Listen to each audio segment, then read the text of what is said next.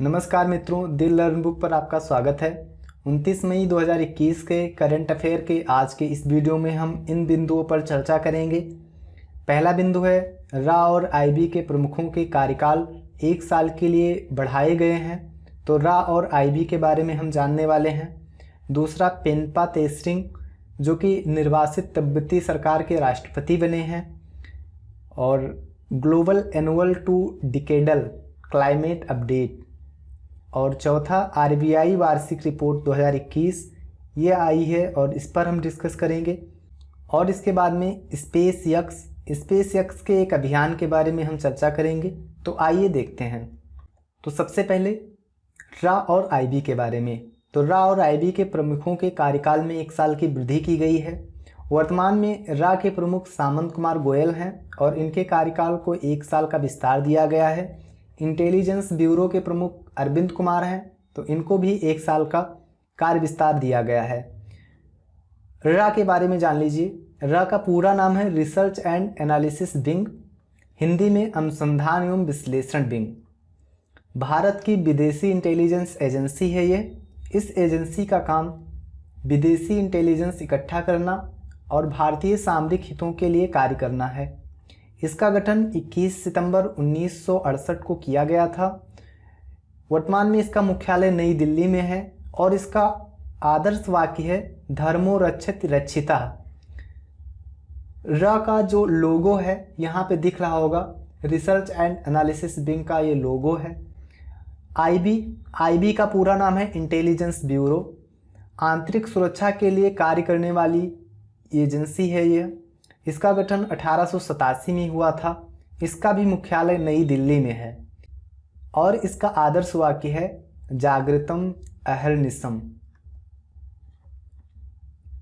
अगला, पोम्पा तेसरिंग एक तिब्बती राजनेता हैं। यहाँ पे इनकी चित्र आपको दिख रही होगी। इनका जन्म 1967 में कर्नाटक में हुआ था। पेम्पा तेसरिंग को 1996 से 2006 तक parliament of the central Tibetan administration CTA के लिए 2 बार चुना गया। हाल ही में निर्वाचित तिब्बती सरकार के राष्ट्रपति बने हैं ये। जो पेम्पा तेसरिंग हैं, इन्होंने निर्वासित तिब्बती सरकार का जो मुख्यालय है वो धर्मशाला में, वहीं पे इन्होंने शपथ ली है। निर्वासित तिब्बती सरकार के राष्ट्रपति को सिक्योंग कहा जाता है। तो आइए जान लेते हैं कि ये सेंट्रल तिब्बतन एडमिनिस्ट्रेशन क्या है। तिब्बत की निर्वाचित संसदीय सरकार जो हिमाचल प्रदेश के धर्मशाला में बेस्ड है और इसकी स्थापना 28 अप्रैल 1959 को हुई थी। इसकी एक न्यायिक शाखा, एक विधायी शाखा और एक कार्यकारी शाखा है। अगला, global annual to decadal climate update. विश्व मौसम विज्ञान संगठन यानी कि वर्ल्ड मेट्रोलॉजिकल ऑर्गेनाइजेशन के नेतृत्व में यूनाइटेड किंगडम के मौसम कार्यालय द्वारा global annual to decadal 10 year climate update जारी किया गया है। इस रिपोर्ट के अनुसार वार्षिक औसत वैश्विक तापमान की 40% संभावना पूर्व औद्योगिक तापमान से 5 डिग्री सेल्सियस को पार कर जाएगी।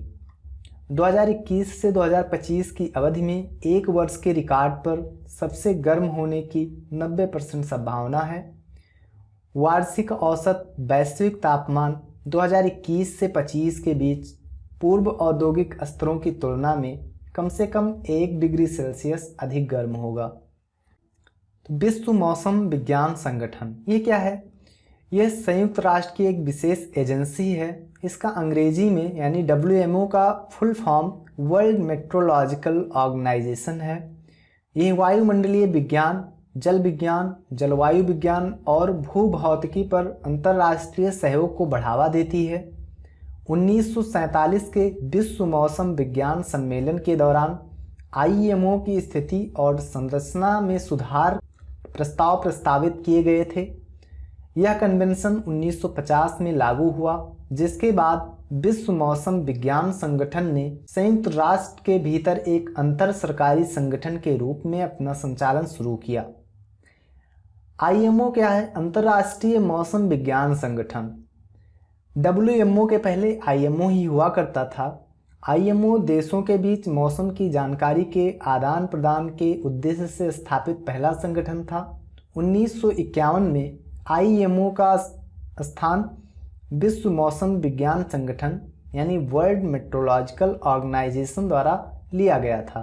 तो 1951 के पहले जो अस्तित्व में संस्था थी वो आईएमओ थी। इसके बाद में उसी का स्थान डब्ल्यूएमओ ने लिया। अगला है आरबीआई वार्षिक रिपोर्ट 2021। इसके अनुसार मार्च से अगस्त 2020 के दौरान स्थगन के लिए चुने गए सभी ऋण खातों पर चक्रवृद्धि ब्याज की छूट से बैंकों के वित्तीय स्वास्थ्य पर दबाव पड़ेगा। बैंकों का सकल एनपीए अनुपात मार्च 2020 में 2% से घटकर दिसंबर 2020 में 6.8% हो गया। बैंक का प्रावधान कवरेज अनुपात यानी प्रोविजन कवरेज रेशियो पीसीआर मार्च 2020 में 6% से बढ़कर दिसंबर 2020 तक 75.5% हो गई। बैंकों का capital to risk weighted asset ratio CRAR दिसंबर 2020 तक बढ़कर 9% हो गया, जबकि मार्च में यह 14.8% था। गैर बैंकिंग वित्तीय संस्थानों NBFC के लिए सकल NPA अनुपात मार्च में 8% से बढ़कर दिसंबर 2020 में 5.7% हो गया। NBFC का पूंजी पर्याप्तता अनुपात दिसंबर 2020 में 8% से बढ़कर मार्च में 23.7% हो गया।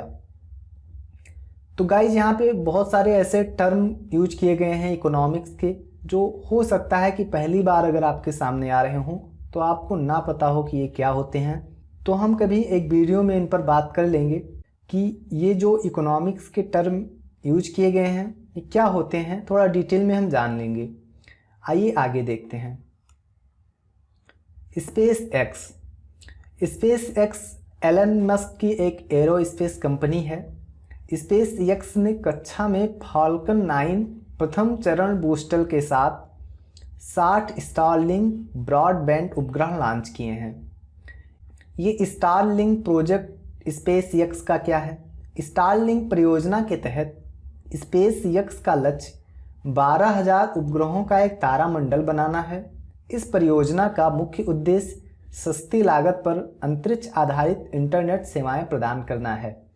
अंतरिक्ष आधारित इंटरनेट सेवाएं इसलिए क्योंकि बहुत दूर दराज इलाकों में अभी भी इंटरनेट सेवाएं पूर्ण रूप से नहीं पहुंच पाई हैं, क्योंकि जो इंफ्रास्ट्रक्चर इंटरनेट के लिए आवश्यक होता है वो वहां पर उपलब्ध नहीं हो पाया है। उपलब्ध करवाने में वहां पे बहुत कठिनाई हो रही है। लेकिन जब हम अंतरिक्ष आधारित इंटरनेट सेवा प्रदान करवाएंगे तो हम धरती के कोने कोने तक इंटरनेट प्रोवाइड करवा सकेंगे। तो इसलिए स्पेस एक्स यह इस प्रोजेक्ट पे काम कर रहा है, स्टारलिंक प्रोजेक्ट पर अभी काम कर रहा है। तो अभी इसने फाल्कन 9 प्रथम चरण बूस्टर के साथ 60 स्टारलिंक ब्रॉडबैंड उपग्रह लॉन्च भी किए हैं। इन उपग्रहों को फ्लोरिडा के स्पेस लॉन्च कॉम्प्लेक्स 40 से लॉन्च किया गया। ये स्पेस एक्स के लिए 2021 में 13वां स्टारलिंक लॉन्च था। स्पेस एक्स के पास 30,000 उपग्रहों को लॉन्च करने की अनुमति है। तो देखिए ये 13वां स्टारलिंक लॉन्च था स्पेस एक्स का, और स्पेस एक्स के पास टोटल 30,000 उपग्रहों को लॉन्च करने की अनुमति है। और ये जो स्टारलिंक प्रोजेक्ट है इसमें स्पेस एक्स का लक्ष्य 12,000 उपग्रहों का एक तारामंडल बनाना है। तो मुझे उम्मीद है कि ये बिंदु आप समझ गए होंगे डिटेल में। अगला है 22 degree circular hello. 22 degree circular hello जिसे मून रिंग या विंटर हेलो भी कहा जाता है, यह मुख्यतः तब देखी जाती है जब सूर्य या चंद्रमा की किरणें पश्चात मेघों में मौजूद हेक्सागोनल बर्फ के क्रिस्टल के माध्यम से विक्षेपित या अपवर्तित होती हैं। इसे कोलाइडोस्कोप प्रभाव के रूप में भी जाना जाता है। हेलो भी एक इंद्रधनुष की तरह समकोण से देखने पर दिखाई देता है। कभी कभी यह सिर्फ सफ़ेद दिखाई देता है, लेकिन अक्सर इसमें स्पेक्ट्रम के रंग भी स्पष्ट तौर पर दिखाई देते हैं।